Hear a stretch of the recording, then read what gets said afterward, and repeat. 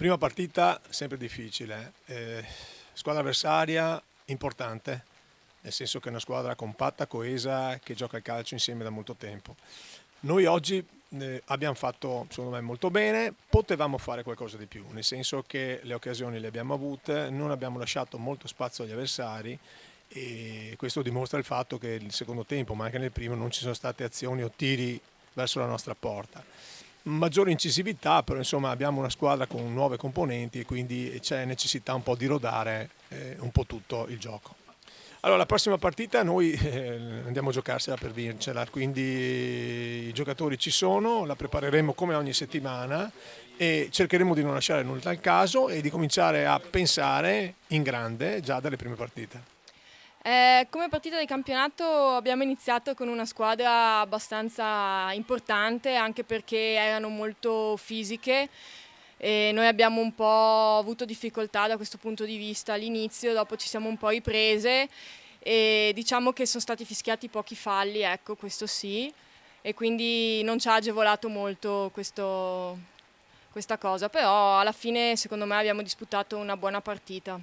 Secondo me siamo giocatrici comunque nuove che devono un po' iniziare a conoscersi, quindi sarà importante negli allenamenti iniziare a provare insieme e riuscire a fare delle buone giocate poi anche in partita.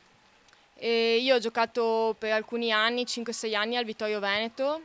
e a Padova è un ritorno perché io ho iniziato a giocare con questa società. Ci sono delle ragazze nuove, tra cui io, ma tutto sommato mi sembra di aver giocato un buon gioco. Forse ci è mancato l'approccio finale, che potevamo fare di più. E loro le conosciamo, sono una squadra ostica e che ci mette sempre in difficoltà. È difficile nel mio ruolo decidere cosa fare, se uscire o se rimanere tra i pali, perché è una questione di pochi secondi che hai per decidere